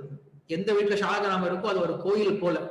அந்த வீட்டுல தேவையில்லாத விஷயங்கள் நடக்காது, எல்லா விதமான சுபமான விஷயங்கள் நடக்க ஆரம்பிக்கும்.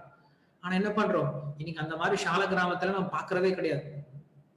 இன்னைக்கு என்ன பண்றோம், வீட்டுல பெருசா ராவணம் மாட்டி வச்சிருக்கோம் இல்லையா. எல்லார் வீட்லயும் உள்ள நுழைஞ்ச உடனே பெரிய ராவணன் தான் உட்காந்து இருக்கான் வீட்டுல. 100 தலை ராவணன், இன்னைக்கு 100 தலை 500 தலை ராவணன். அன்னைக்கெல்லாம் ராவனுக்கு 10 தலை இருந்துச்சு, இன்னைக்கு 500 தலை ராவன்லாம் இருக்காங்க. என்னது, டிவி தான், வேற ஒன்றும் கிடையாது. ஒவ்வொரு சேனலா டச் பண்ணும்போது ஒவ்வொரு ராவனுடைய தலை வெளில வர ஆரம்பிக்குது. காம குரோத லோப, காம குரோத லோபன்ட்டு ஒவ்வொரு சேனல் டச் பண்ணும்போது ராவனுடைய ஒரு முகம் வெளில வர ஆரம்பிக்குது. நம்ம வீட்டுல எப்படிதான் நடந்துட்டு. சோ வீட்டுல ராவணனை வச்சுட்டு ராமராஜ்யத்தை எப்படி எதிர்பார்க்கறது, ராவணனை வீட்டுல வச்சுட்டு வீட்டுல அமைதி எப்படி எதிர்பார்க்கறது, சந்தோஷத்தை எப்படி எதிர்பார்க்க முடியாது. ஏற்கனவே கலியுகம் அப்படிங்கிறது கலோர் தோஷ நிதயராஜன் அப்படின்னு சொல்றாரு. கலியுகம் அப்படிங்கிறதே ரொம்ப தோஷங்கள் நிறைஞ்ச இடம். இதுல இன்னும் தோஷங்கள் என்ன பண்றோம், வீட்டுல சேர்த்து வச்சுட்டு இருக்கோம். எங்க சந்தோஷம் இருக்க போகுது. சோ எல்லாரும் வீட்டுல நம்ம வழிபாடு பண்றது ரொம்ப முக்கியம். பகவானை வழிபடுறது அப்படிங்கிற ரொம்ப முக்கியம். வீட்டை வந்து கோயில் மாதிரி மாத்திக்கிறது ரொம்ப முக்கியம். எனிவே, சோ அப்படி அவர் என்ன பண்ணுவாரு, அத்வைத ஆச்சாரியர் அந்த சால கிராமத்தை வச்சுட்டு அந்த சால கிராமத்தை பூஜை பண்ணுவார். கங்கை தண்ணி, கங்கை ஓடிட்டு இருக்கு. ஸோ கங்கையில இருந்து தூய்மையான தண்ணி எடுத்து அது துளசியை வச்சு தண்ணியை ஊத்திட்டு ஹூங்காரம் பண்ணுவார். அவர் பண்ணக்கூடிய இந்த ஹூங்காரத்தினால என்ன சொல்ல, கிருஷ்ணருடைய பேரை ஹரே கிருஷ்ணா அப்படின்னு சொல்லிட்டு என்ன பண்ணுவாரா, சால கிராமம் தண்ணி ஊத்துவார். அவர் சொல்லக்கூடிய அந்த துவனி இருக்கு இல்லையா, அந்த துவனி என்ன பண்ணுதுன்னா, ஏ துவனி பிரம்மாண்ட பேதி வைகுண்டேதி பாஜ.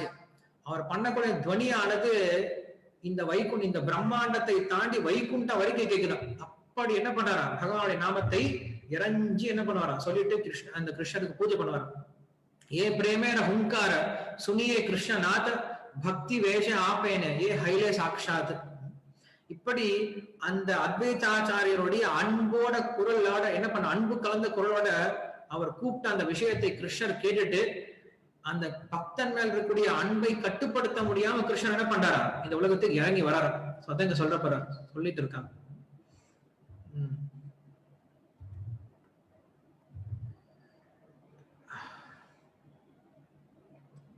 ஓகே, சோ அந்த ஊர்ல எப்படி இருந்துச்சு, சூழ்நிலை எப்படி இருந்துச்சு அப்படின்னா, மக்கள் எல்லாரும் என்ன பண்ணிட்டு இருந்தாங்க அப்படின்னா, கொஞ்சம் கூட பக்தி விஷயங்கள்ல ஆர்வம் இல்லாம கிருஷ்ணநாம பக்தி சூன்ய சகலே சம்சார பிரதம கலித்தே ஹைலே பவிஷ்ய ஆச்சாரம். என்ன பண்ணாங்க, கிருஷ்ணரும் ராமரும் இந்த உலகத்துல இருந்து எப்ப கிளம்பி போனாங்களோ அப்ப என்ன ஆயிடுச்சு, மக்கள் எல்லாரும் பக்தி விஷயத்த மறந்து போயிட்டு பக்தி அப்படிங்கிற சூன்யம் ஆயிட்டு எல்லாம் புலனகுறிச்சி செயல்கள்ல எல்லாம் வந்து இந்த சடங்கு பண்றது, அந்த சடங்கு பண்றது, இந்த பூஜை பண்றது, காளி பூஜை பண்றது, இல்லைன்னா நாக பூஜை பண்றது, இப்படியே பண்ணிட்டு இருந்தாங்க. அப்புறம் கல்யாணம் பண்றது, மக்களுக்கு இதே வேலைதான். ஒண்ணு கல்யாணம் பண்றது, சாப்பிடுறது, கல்யாணம் பண்றது, சாப்பிடுறது, காது குத்துறது, இதே கல்யாணத்துக்கு தான் வாழ்க்கை ஃபுல்லா போயிட்டு இருக்கு. இதேதான் போயிட்டு இருந்துச்சா. சோ இப்படி என்ன பண்ணாங்க அவங்க, இப்படி யார் இருந்தாங்க, சாதாரண மக்கள் இருந்தா கூட பரவாயில்ல, பட்டாச்சாரிகள் சொல்லக்கூடிய அவங்க, சக்கரவர்த்திகள், மிஸ்ரர்கள், நீங்க சொல்லிட்டு இருக்கோம் சதுர்வேதி, திவேதி, சதுர்வேதி அப்படின்னு சொல்லிட்டு திரிவேதின்னு சொல்லிட்டு இருக்கோம், வாஜபேய அப்படின்னு சொல்றோம். சோ இவங்கெல்லாம் யாரு அப்படின்னா, உண்மையில இவங்க எல்லாம் சாஸ்திரம் தெரிஞ்சவங்க தான். ஆனா இவங்க எல்லாம் இன்னைக்கு பார்த்தோம்னா ஒருத்தருக்கும் சாஸ்திரம் தெரிஞ்ச மாதிரி கிடையாது. வெறும் பேரு மட்டும், டைட்டில் மட்டும் தான் இருக்கு. அந்த டைட்டிலுக்கு தகுந்த மாதிரி யாரும் இருக்கிறது கிடையாது. இன்னைக்கு பிராமண குலத்திலே பிறந்தாலும் என்ன பண்றது கிடையாது, அந்த தர்மத்தை யாரும் செய்யறது கிடையாது, எந்த தர்மத்தையும் யாரும் செய்யறது கிடையாது. எல்லாரும் பண்ணிட்டாங்க, அவங்களுடைய தர்மத்தை விட்டுட்டு பகவத் நாமத்தை விட்டுட்டு என்ன பண்றாங்க அப்படின்னா, எல்லாரும் பக்தி சேவை விட்டு வெறுமனே புலனை எப்படி அனுபவிக்கிறது, புலனை எப்படி அனுபவிக்கிறது, இந்த விஷயத்த யோசிச்சுட்டு இருந்தாங்களே எப்ப, 520 வருஷத்துக்கு முன்னாடி. அப்ப இன்னும் நல்லாவே இருந்திருக்கும். இப்ப சொல்ல போனோம் அப்படின்னா இன்னும் மோசமாயிட்டு இருக்கு. அப்ப அந்த அளவுக்கு கொஞ்சமா தர்மம் இருந்துட்டு இருந்துச்சு. சோ அப்படிப்பட்ட சூழ்நிலைய இந்த சகலே சம்சார மத்தே விவகார ரசே கிருஷ்ண பூஜை கிருஷ்ண பக்தி கோரே நாகி வாசே, இப்படி எல்லா மக்களும் என்ன பண்ணிட்டு இருந்தாங்க அப்படின்னா, அந்த பகவானுடைய விஷயங்கள் எல்லாத்தையும் மறந்து போயிட்டு வெறுமனே புலனுகர்ச்சி அப்படின்ற ஒரே ஒரு விஷயத்துல மட்டும் ஈடுபட்டு இருந்தாங்களாம். இந்த விஷயத்த பார்த்துட்டு இருந்த அந்த அத்வைத ஆச்சாரியாருக்கு ரொம்ப மன கஷ்டப்படுறாரு. சோ அதான் இங்க சொல்லிட்டு இருக்காங்க. சோ இப்படி யாருக்குமே அந்த கிருஷ்ண பக்தி இல்லாதனால அந்த அத்வைத ஆச்சாரியார் போன்ற ஒரு சில பக்தர்கள் என்ன பண்றாங்க அப்படின்னா, யோசிக்க ஆரம்பிக்கிறாங்க. நிரவதி நித்திய கீத வாத்திய கோலோகல ந சூன்ய கிருஷ்ணர நாம பரமே மங்களம். எல்லா விதத்திலையும் மங்களத்தை கொடுக்கக்கூடிய அந்த கிருஷ்ண நாமத்தை யாரும் சொல்றது கிடையாது. கிருஷ்ண நாமத்தை சொல்லும் போது கண்ணன் யாரும் தண்ணி வர்றது கிடையாது, யாரும் கோலாகலமா எந்திரிச்சு குதிக்கிறது கிடையாது. பகவானுடைய நாமம் சொல்லும் போது யாரும் இறங்கி அந்த பகவானுடைய நாம திருப்பி யாரும் சொல்றது கிடையாது. இப்படி எல்லாத்துலயும் மறந்து போயிட்டு இருக்கிறதுனால கிருஷ்ண சூன்ய மங்களே தேவேர நகி சுக்க விசேஷ அத்வைத்த மனே பாயே படே துக்க. இப்படி மக்களுடைய ஒரு மோசமான நிலைமையை பார்த்துட்டு அத்வைத ஆச்சாரியார் போன்ற பக்தர்களுக்கு மனம் ரொம்ப வருத்தப்படுறாங்க. மக்கள்லாம் இப்படி இருக்காங்களே அப்படின்னு. ஸ்வபாவே அத்வைத படே கருணை ஹிருதய ஜீவேர உதார சிந்த ஹயே சதய. ஏன்னா ஸ்வபாவத்தினால பக்தர்கள் எப்படிப்பட்டவர்கள் அப்படின்னா பரதுக்க துக்கின்னு சொல்லுவோம். பக்தர்களுக்கு இருக்கக்கூடிய ஒரு குணம் என்ன அப்படின்னா, மற்றவர்களுடைய துன்பத்தை தன் துன்பம் நினைக்க ஆரம்பிப்பாங்க. சோ மற்றவர்கள் இப்ப துன்பப்படுறாங்களே இந்த கலியுகத்துல, இந்த ஆத்மாக்கள் எல்லாம் பகவானோட சந்தோஷமா இருக்க வேண்டிய ஆத்மாக்கள். ஆனா என்ன பண்றாங்க, அந்த ஆத்மான்றது மறந்து போயிட்டு, தான் மறந்து போயிட்டு அப்படிங்கிற விஷயம் கூட ஞாபகம் இல்லாம ஒரு மிருகத்தை போல என்ன பண்ணிட்டு இருக்காங்க, எல்லாரும் சந்தோஷப்பட்டு இருக்காங்களே, சந்தோஷம் அடையணும்னு நினைச்சு துன்பப்பட்டு இருக்காங்களேன்னு சொல்லிட்டு அந்த பக்தர்கள்லாம் இந்த சாதாரண ஆத்மாக்களை பார்க்கும்போது ரொம்ப துக்கப்படுறாங்களாம். ஏன்னா அது பக்தனுடைய குணம். பக்தனுக்கு ரொம்ப மிருதுவான கருணையான ஒரு குணம் இருக்கிறதுனால அவன் என்ன பண்றான், மற்றவர்கள் துன்பத்தை தன் துன்பம் நினைக்க ஆரம்பிக்கிறான். சோ அப்படி இவங்களை எப்படி உத்தாரணம் பண்றது அப்படின்னு சொல்லிட்டு அத்வைதாச்சாரி யோசிக்கிறாரா. அவர் சொல்றாரு, மோரா பிரபு ஐஷே யதி கரை அவதார தபே ஹயே ஏ சகல ஜீவேர உதார. என்னுடைய பிரபு யாரு, கிருஷ்ணர். கிருஷ்ணர் மற்றும் இந்த உலகத்துல தோன்றல அப்படின்னா இவங்க யாருக்கும் உத்தாரணம் பண்றதுக்கு வாய்ப்பே கிடையாது. நம்ம சொல்லுவோம் இல்லையா, உன்னெல்லாம் கடவுள் தாண்டா காப்பாத்தணும் அப்படின்ட்டு. அப்படி கைவிட்ட கேஸ், ஒண்ணும் பண்ண முடியாது. சோ அப்படி இருக்கக்கூடியவங்களை இங்க சொல்றாரு, எங்களால ஒண்ணும் பண்ண முடியாது சுவாமி, இனிமேல இவங்களை மாத்துறது நீ இறங்கி வந்தா மட்டும்தான் இனிமேல் வேலையாகும் அப்படின்னு சொல்லிட்டு நினைக்கிறாங்க. தபேத்த அத்வைத சிம்ஹ அமார படை வைகுண்ட வல்லபை அதி தேகான் ஹேதானி. என்னுடைய பேரு அத்வைத சிம்ஹா. அவர் சொல்றாரு, அத்வைதாச்சாரியர் சொல்றாரு, அவருடைய பேரு அத்வைத சிம்ஹரம். அத்வைத சிம்ஹம் அப்படின்னு அத்வைதம் அப்படிங்கிற சிங்கம் அப்படின்னு சொல்லி சொல்றாரு. அந்த பேருக்கு தகுந்தார போல அந்த வைகுண்டத்திலிருந்து பகவானை நான் இறக்கி கொண்டு வரேன் அப்படின்னு சொல்லிட்டு ரொம்ப உறுதியோட இருக்காரு. அணிய வைகுண்டநாத சாட்சாத் கரியே நச்சிபே காயிபே சர்வ ஜீவ உதாரிய. அப்படி அந்த வைகுண்டத்திலிருந்து பகவானை கீழே கொண்டு வந்து அவர் மூலியமா இந்த உலகத்தில் நாம சங்கீர்த்தனத்தை பரப்பி அந்த நாமத்தை சொல்வதனால இந்த உலகத்தில் இருக்க எல்லா ஜீவன்களும் என்ன பண்ணுவாங்க, பகவானோட சேர்ந்து பாட போறாங்க, ஆட போறாங்க. இதை நான் பார்க்க போறேன், இதை செய்யல அப்படின்னா என்னுடைய பேர் அத்வைத ஆச்சாரியே கிடையாது அப்படின்னு சொல்லி சொல்றாரு. நிரவைதி ஏமத சங்கல்ப கரியே சேவேனே ஸ்ரீ கிருஷ்ண பத ஏக சிந்தகை. இப்படி அவர் ஒரு சங்கல்பத்தை வச்சுக்கிட்டு என்ன பண்றாரு, பகவானை பூஜிக்க ஆரம்பிக்கிறார். பாகவதம் ஆரம்பிக்கும் போதே நம்ம சொல்லியிருந்தோம், சங்கல்ப இதி வர்ணய பக்தி உற்பத்தியே பும்சாம் சங்கல்ப இதி வர்ணய அப்படின்னு சொல்லி கொடுத்தார். இந்த பாகவத்தை சொல்லி கொடுக்கும் போது மக்களுக்கு பக்தியை கொடுக்கணும் அப்படிங்கிற ஒரு சங்கல்பத்தோட இந்த பாகவதம் அப்படிங்கிற யஜ்யத்தை ஆரம்பி அப்படின்னு தான் பிரம்மதேவர் சொல்லி கொடுக்கிறார் நாரதருக்கு. இது போல நம்ம பக்தி சேவை செய்யும் போது என்ன பண்ணும், ஒரு சங்கல்பம் நம்ம எடுத்துக்கணும். எனக்கு இதை அடையணும், நான் இதை எனக்கு கிருஷ்ணர் பக்தி வேணும், எனக்கு இதயமான தூய்மை அடைஞ்சு நான் கிருஷ்ணோட சேவையில் ஈடுபடணும் அப்படின்ட்டு கிருஷ்ணரை திருப்திப்படுத்தணும், என்னுடைய குருவை திருப்திப்படுத்தணும் அப்படின்ற அந்த ஒரு சங்கல்பத்தோட என்ன பண்ணும், பக்தி செய்ய ஆரம்பிக்கணும். அப்படி இல்லைன்னா என்ன பண்ணுவோம், ஏனோ தான் பண்ணிட்டு இருப்போம், யாருக்கோ பண்ணிட்டு இருப்போம். அப்படி இருக்கக்கூடாது. சங்கல்பத்தோட ஒரு நோக்கத்தோட பகவானை திருப்திப்படுத்தணும், குருவை திருப்திப்படுத்தணும் அப்படின்ற அந்த நோக்கத்தோட என்ன பண்ணுவா செய்ய ஆரம்பிக்கணும். அப்படி ஒரு சங்கல்பத்தை பண்ணிட்டு ஒரு பக்தி பண்றாரு. அத்வைதேர கரண சைத்தன்ய அவதார சே பிரபு கஹி யாச்சனே பாரே பாரத். இதை சைத்தன்ய மகாபுரு சொல்லுவாராம். சைத்தன்ய மகாபுரு தோன்றின பின்னாடி அடிக்கடி சொல்லுவாராம், இந்த அத்வைத ஆச்சாரியர் இருக்காரு, இவர் சும்மா என்னை விடவே இல்லை.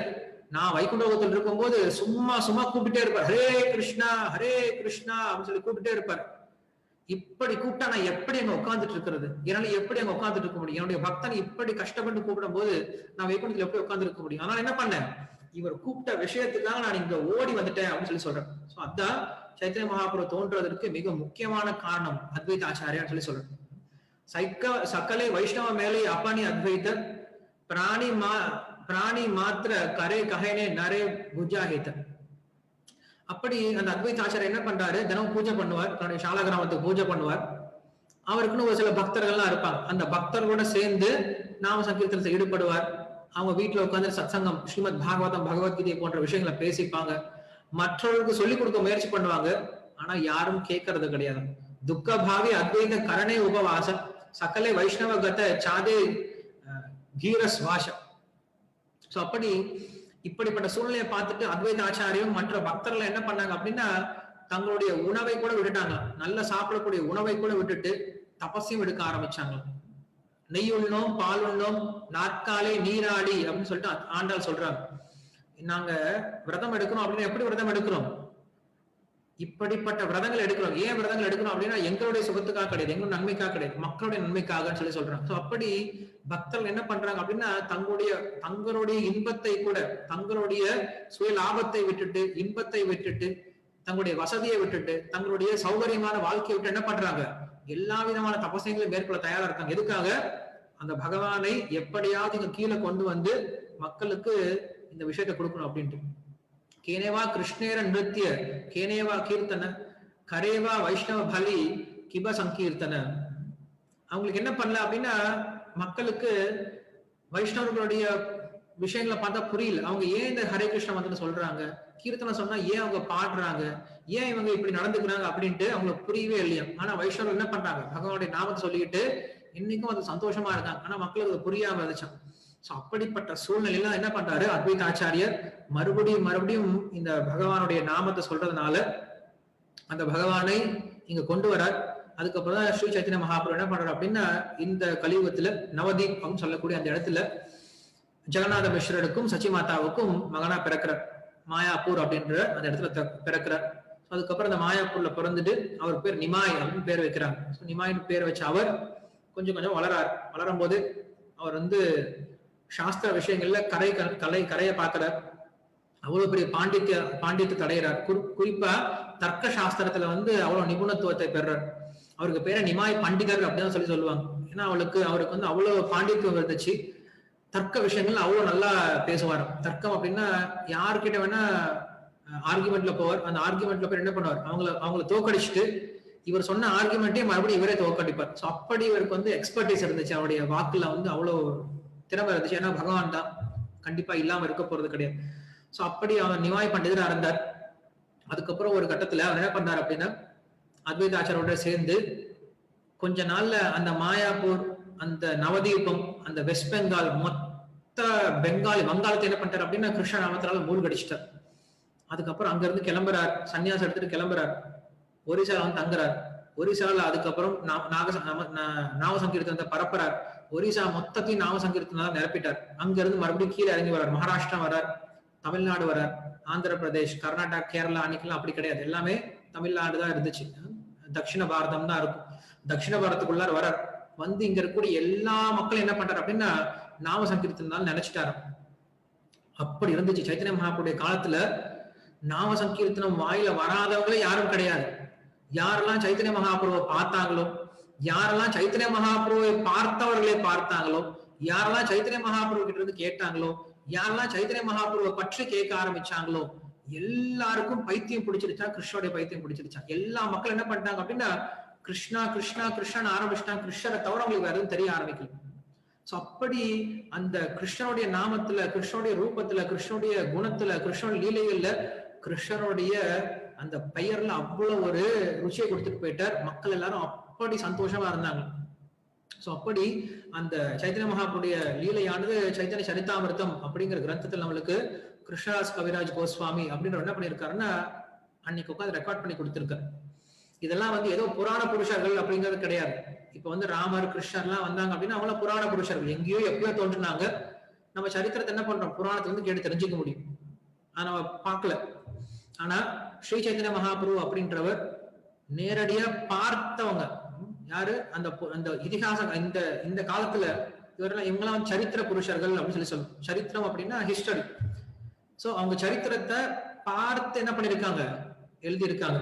சோ அப்படி எழுதப்பட்ட ஒரு கிரந்தம் தான் என்னது, சைத்தன்ய சரிதாமிர்தம் அப்படிங்கிறது. சோ சைத்தன்ய மகாபிரபுடைய முழு விஷயங்களையும் அந்த சைத்தன்ய சரிதாமிர்தம் அப்படின்ற கிரந்தத்துல கிருஷ்ணதாஸ் கவிராஜ கோஸ்வாமி அப்படின்ற அந்த ஆச்சாரியர் வந்து நம்மளுக்கு எழுதி கொடுத்திருக்கார். அந்த சைத்தன்ய சரிதாமிர்தம் அப்படிங்கிறது நம்ம ஸ்ரீல பிரபுபாதால மொழிபெயர்க்கப்பட்டு அந்த விஷயம் நம்மளுக்கு விநியோகிக்கப்பட்டிருக்கு. ஈவன் வந்து பாகவத்தை கொடுக்கறதுக்கு முன்னாடியே என்ன பண்ணிருக்காரு ஸ்ரீல பிரபுபாத், இந்த சைத்தன்ய சரிதாமிர்தம் தான் மொழிபெயர்ப்பு பண்ணி கொடுத்திருக்காரு. ஏன்னா பாகவத தர்மத்தை சைத்தன்ய மகாபிரபு இன்னும் அதிகமா வந்து என்ன பண்ணிருக்காரு அப்படின்னா சொல்லி கொடுத்திருக்காரு. நம்ம சைத்தன்ய மகாபுருடைய அவதாரத்தை பத்தி பார்க்கும்போது நம்ம ஒரு ஸ்லோகம் சொல்லியிருக்கோம். கிருஷ்ணவர்ணம் துஷா கிருஷ்ணம் சாங்கோபாங்கஸ்திர பார்ஷதம் யஜ்ஞே சங்கீர்த்தன பிராயி யஜந்தி சுமேதசா அப்படிங்கிறது ஸ்ரீமத் பாகவத நிலைப்பாடு ஸ்ரீமத் சைத்தன்ய மகாபுரு பத்தி.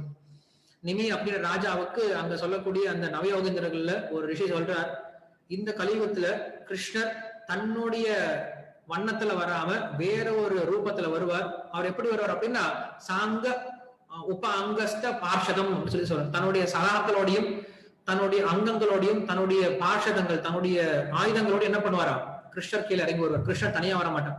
ஒரு ராஜா எங்க வெளில போறார் அப்படின்னா உடை சூழதான் வருவார். தன்னுடைய எல்லா படைகளையும் கூட்டிட்டு தான் வருவார், தனியா போக மாட்டார். அது போல கிருஷ்ணன் வரும்போது எல்லா படைகளையும் கூட்டிட்டு வருவார். அதே போல கிருஷ்ணர் இந்த கலியுகத்துல வரும்போது தன்னுடைய சகாக்கள் எல்லாத்தையும் கூட்டிட்டு வர்றார், தன்னுடைய படையை கூட்டிட்டு வர்றார். சோ அப்படி இந்த கலியுகத்துல ஸ்ரீ சைத்தன்ய மகாபிரபு தோன்றுறார். அவருடைய எல்லா பக்தர்களும் எல்லா சகாக்களும் என்ன பண்றாங்க, தோன்றுறாங்க.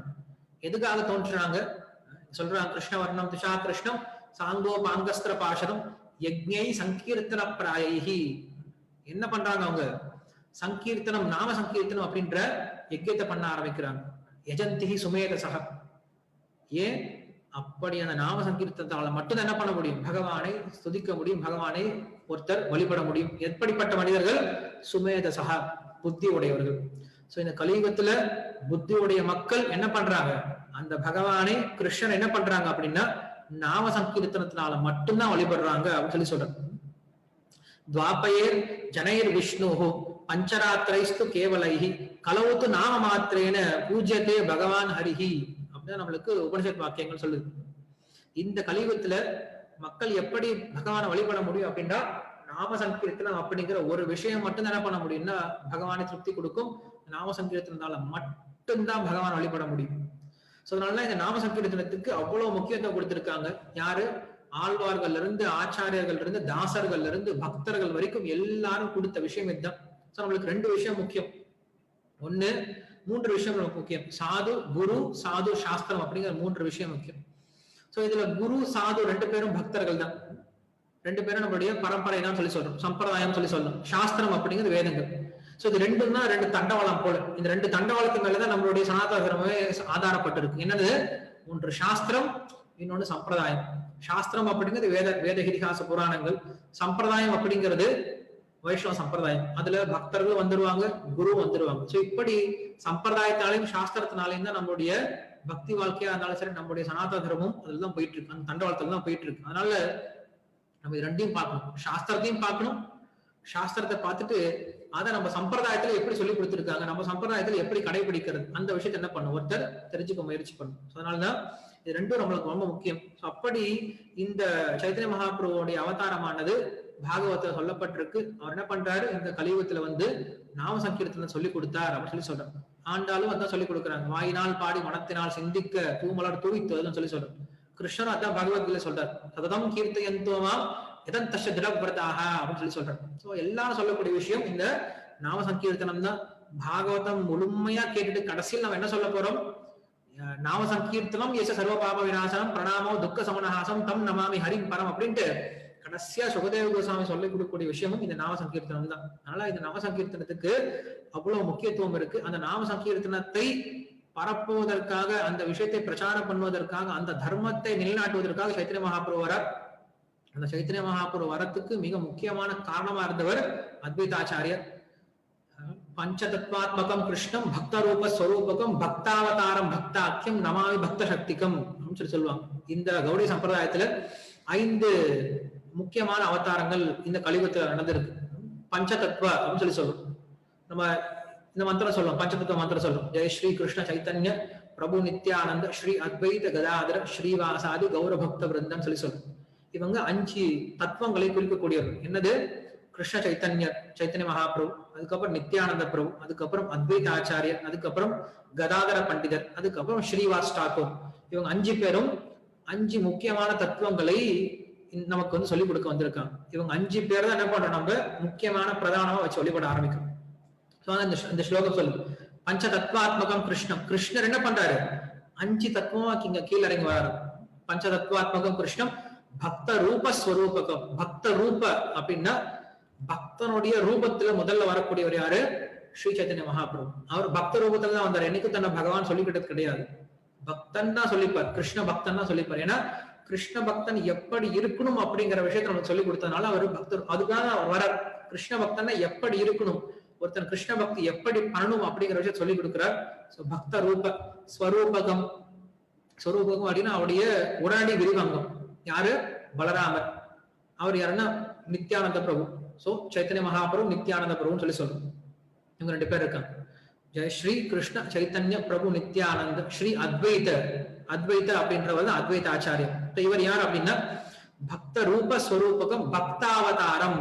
இவர் தான் பக்த அவதாரம் அப்படின்னு சொல்லி சொல்றோம். இவர் யாரு அப்படின்னு சொல்லி சொல்லும் போது இவர் அந்த பகவானுடைய அம்சமா இருக்கக்கூடியவர் அப்படின்னு சொல்லி சொல்றோம். பகவானுடைய அம்சமான சங்கரர் அப்படின்னு சொல்லி சொல்லலாம்.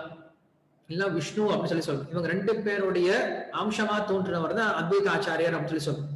சோ பகவானுக்கும் அவருக்கு வித்தியாசம் கிடையாது. அத்வைத ஆச்சாரியார் அவர் என்ன பண்றாரு, அந்த பக்தனுடைய பக்தனா எப்படி இருக்கணும் அப்படிங்கிற விஷயத்தை நம்ம சொல்லி கொடுக்கிறாரு. அதான் பக்த ரூப ஸ்வரூபக்கும் பக்தாவதாரம் பக்தாக்கியம். பக்தாக்கியம் அப்படிங்கிறது கதாதர பண்டிதர். பக்த சக்திகம் பக்தாக்கியம் பக்த சக்திகம் அப்படின்னா கடைசியில வருது ஸ்ரீவாஸ் தாக்கூர். சோ இப்படி அஞ்சு பஞ்ச தத்துவங்கள் முக்கியம். முதல்ல வர்றது சைத்தன்ய மகாபிரபு. இவர்தான் மகாபிரபு அப்படின்னு சொல்லி சொல்றோம். சைத்தன்ய மகாபிரபு அவரு கீழே ரெண்டு பிரபு இருக்காங்க. அந்த சைத்தன்ய மகாபிரபுடைய சேவகர்கள் ரெண்டு பேர் இருக்காங்க. யாரு? நித்யானந்த பிரபு, அத்வைத பிரபு, அத்வைத ஆச்சாரியன்னு சொல்லக்கூடிய அந்த பிரபு. இவங்க ரெண்டு பேரும் பிரபுக்கள். ஆனா மகாபிரபு அப்படிங்கிறது சைத்தன்ய மகாபிரபு. அவங்களுக்கு கீழே இருக்கக்கூடிய ரெண்டு பேர் யாரு? நித்யானந்த பிரபு, அத்வைத ஆச்சாரியன்னு சொல்ல ரெண்டு பேர். இவங்க ரெண்டு பேரும் என்ன பண்ணுவாங்க? சைத்தன்ய மகாபிரபுக்கு சேவை பண்ணுவாங்க, அவங்கள வழிபட ஆரம்பிப்பாங்க. அடுத்து வரக்கூடிய யாரு? கதாதர பண்டிதர். கதாதர பண்டிதர் யார் அப்படின்னா ராதாரானுடைய விரிவங்கம், பகவானுடைய சக்தி அப்படின்னு சொல்லி சொல்றோம். பகவானுடைய சக்தியுடைய விரிவங்கம். சோ இவர் என்ன பண்ணுவார் அப்படின்னா இவங்க மூன்று பேரையும் வழிபடுவார். அதுக்கு அடுத்து வரக்கூடியது யார் அப்படின்னா ஸ்ரீனிவாஸ் தாக்கூர். ஸ்ரீனிவாஸ் தாக்கூர் யார் அப்படின்னா நாரத பகவானுடைய அவதாரம். இவர் ஜீவாத்மாவை குறிக்கக்கூடியவர். ஒன்று சாக்ஷாத் பகவான், இரண்டாவது பகவானுடைய உடனடி விரிவங்கம், மூன்றாவது பகவானுடைய விரிவங்கம், நான்காவது பகவானுடைய சக்தி, ஐந்தாவது பகவானுடைய ஜீவசக்தி. இந்த அஞ்சு பேர் தான் அஞ்சு பஞ்ச தத்துவங்கள் அப்படின்னு சொல்லி சொல்றோம்.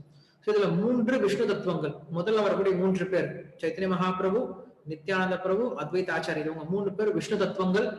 அடுத்து வரக்கூடிய கதாதர பண்டிதர் அப்படின்றவர் சக்தி தத்துவம்.